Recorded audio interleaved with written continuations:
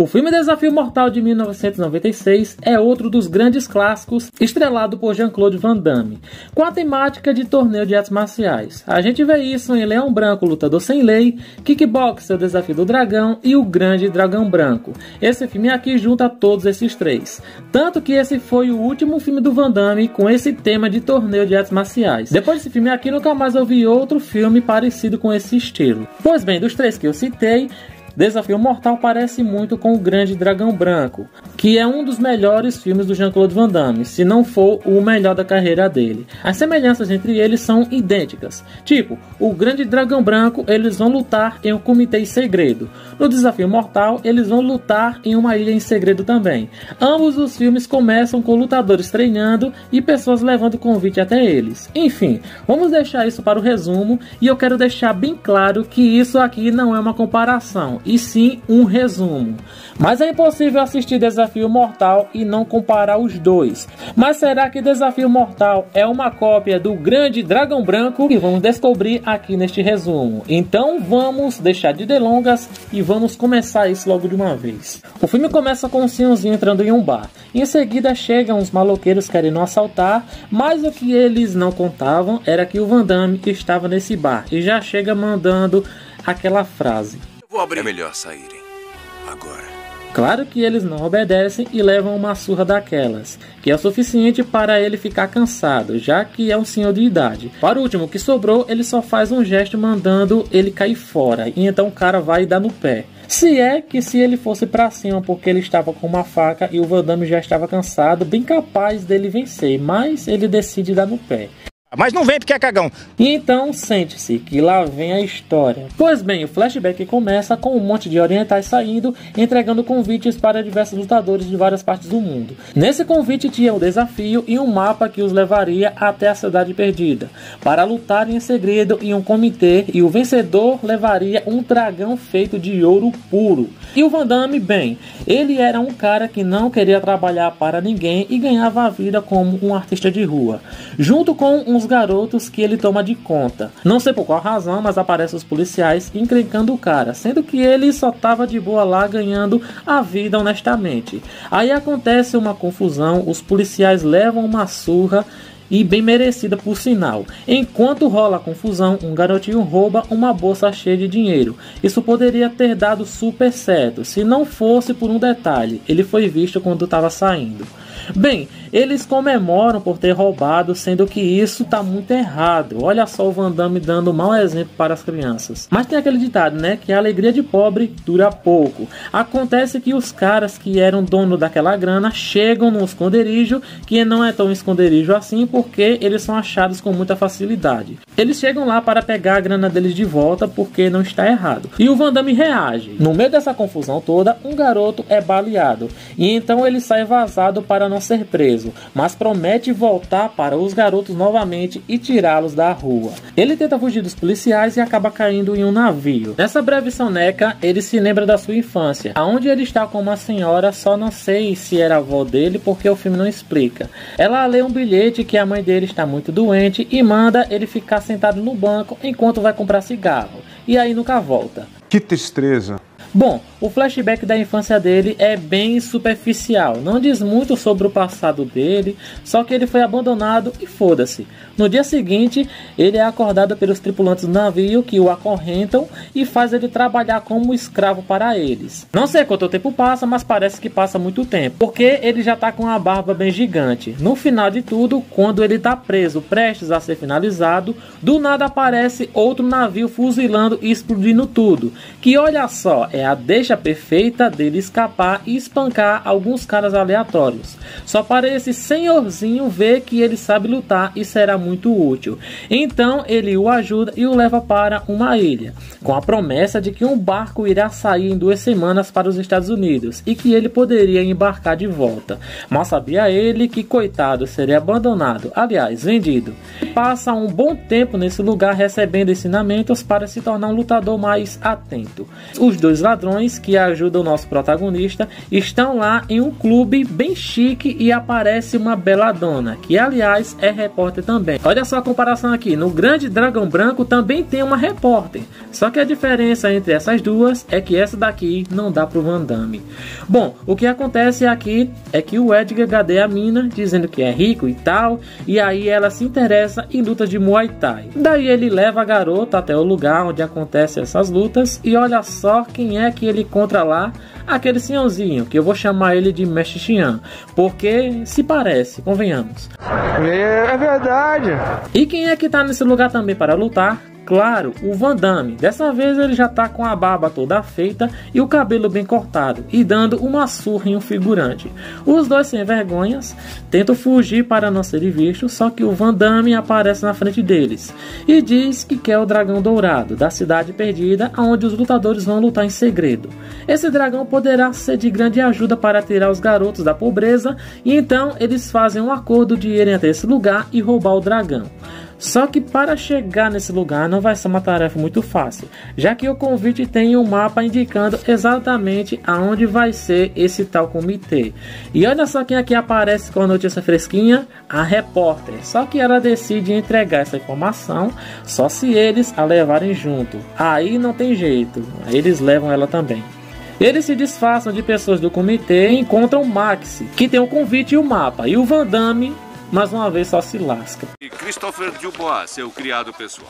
Ah, que ótimo, Depois de um retrato, a trajetória deles indo em direção a essa tal cidade, o tal do Max querendo treinar o Van Damme para se tornar um grande lutador. Só que ele não sabia que Van Damme é Van Damme, né? O negócio só começa a esquentar um pouco quando eles estão lá comendo de boa e aparece de novo aquele senhorzinho. E os três ficam com o cu na mão, né? Porque eles estão enganando o cara lá.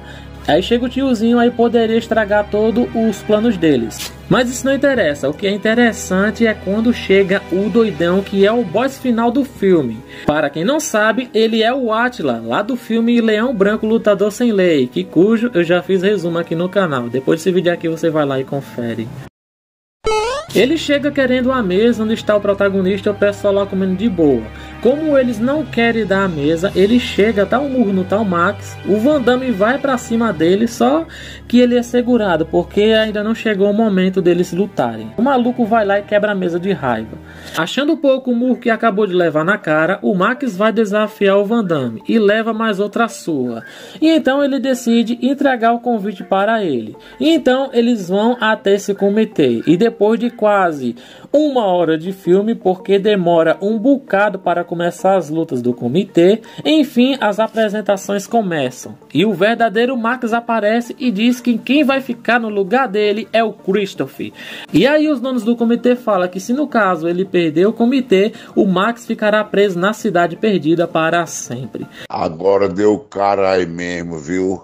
Depois de um discurso chato pra caramba, a 54 minutos de filme começa a primeira luta do comitê, que é a União Soviética versus a Espanha. E deu ruim para a União Soviética, pois perdeu logo de primeira. A segunda luta é sacanagem, pois é um gordão brutamonte contra um magrelo. Claro que o coitado só leva um golpe e já cai duro no chão. Aí chega a vez do nosso Brasil contra a França. E nessa luta aqui a gente leva de boa. Aí vem a China contra a Coreia, e nessa luta a China leva de boa. Depois disso tem uma pausa, os dois ladrões observam como é que vão roubar o dragão e tirar sarro da cara do ex-campeão. E aí vem mais uma luta para a gente. E na luta é Turquia contra Escócia, e essa luta aqui doeu até em mim, pois o cara sacaneia o coitado esmagando os seus testículos. A próxima luta é Oceão contra África, e nessa daqui Oceão leva de boaça. E enfim, com 1 hora de filme, o Van Damme tem a sua primeira luta de verdade.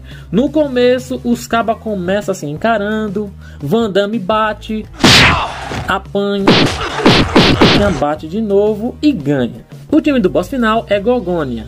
já começa desumilde para mostrar que ele é muito do mal. Dá um couro no nosso amigo cabeludinho, mostrando que ele não está lá para brincadeira. Quando chega a hora da luta entre Japão e Turquia, a gente pensa que vai ser o combate daqueles, porque os dois fazem aquela cara de poucos amigos. Só que o maluco lá não aguenta nenhum encosto do gordão e já vai de base logo no primeiro golpe. Pague o aluguel! Quando o nosso Brasil vai enfrentar a China, aí não tem jeito, o Brasil perde, pois Kung Fu é muito superior. Chega a hora da luta, Oceão contra Gogônia. Coitado, apanha até não aguentar mais e no final é finalizado.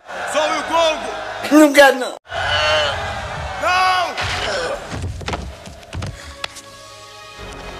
Só que a diferença dessa cena nesse filme e da outra lá no Grande Dragão Branco é que esse figurante aqui a gente não se preocupa com ele coisa nenhuma. Porque primeiramente, ele não tem nenhuma fala no filme e segundo, não tem nenhuma relação forte de amizade com o protagonista. Assim como foi no caso do Lei Jackson, que a gente se preocupa quando o Chong Li vai lá e dá um pisão na cabeça dele. Aí ao contrário dessa cena aqui não teve nenhum peso, então... tanto faz, tanto fez. Só uma motivação a mais para o Van Damme ter sangue nos olhos e derrotar o inimigo de uma vez por todas. Depois de ver a morte daquele caba, o Van Damme ele já muda totalmente os seus planos. Ele veio ali pelo Dragão Dourado e agora ele está ali para buscar justiça com um cara que ele conviveu muito pouco na mesma aldeia e nem sequer teve alguma conversa com ele, vai entender. E enfim, os dois caras falam para o Van Damme entregar a próxima luta, para enfim concretizar os seus planos de roubar o Dragão Dourado. Enquanto o outro cara vai ficar na cidade perdida para sempre e que foda-se ele. Só que na hora da luta, o Van Damme faz exatamente ao contrário. E aí que os dois paspalhões decidem executar o plano B. Depois dessa luta, Gogônia vai enfrentar Japão. E esse cara aí só tem conversa de jirico no filme todo. O vencedor vai ficar esgotado. Aí vem direto pra você. Ah, é. Só que acontece exatamente ao contrário. O doidão lá tá com sangue nos olhos, derrota o gorducho em questão de segundos. O cara é o bichão mesmo. No momento da semifinal, enquanto o Van Damme está enfrentando a China, os dois paspalhões estão tentando roubar o Dragão Dourado. Bom, o Van Damme ganha a luta e, como de esperado, os dois paspalhões são pegos e colocados na cadeia. E a consequência disso para os dois é a morte. Daí o Van Damme, com o seu ar de protagonismo, fala que ele vai comprar a liberdade dos dois. Se caso ele ganhar o comitê, os dois paspalhões serão libertados e o dragão vai ficar. Daí os coroas dizem tá tudo bem e aí enfim começa a última luta, que é Gogônia contra Estados Unidos. O ringue tá naquele ar de luta final, com os arredores pegando fogo e o Van Damme apanhando que nem a gota. Ele apanha tanto que é jogado para fora do ringue, mas mesmo assim a luta é levada adiante. E essa parte aqui é bem legal no filme. Ele sai do ringue e se enfrenta na cidade, quebrando tudo que vê pela frente, dando aquela sensação de que deu ruim pro Van Damme. Mas chega aquele momento do clichê do protagonista, em que ele se levanta com sangue no olhar e começa a revidar os golpes do inimigo. Aí o vilão apanha e o Van Damme volta a apanhar de novo e depois o vilão apanha mais ainda e no final é derrotado. E no final Van Damme consegue libertar os seus companheiros, volta para os Estados Unidos, que ainda por cima consegue tirar as crianças da rua. E como é que ele fez isso? Bom, o filme não explica absolutamente nada. Só termina com o herói conseguindo resolver tudo no final. Interessante também aqui é que esse tempo todo, enquanto ele estava contando a história, os dois malucos que caíram lá no começo do filme nunca levantaram. Caralho!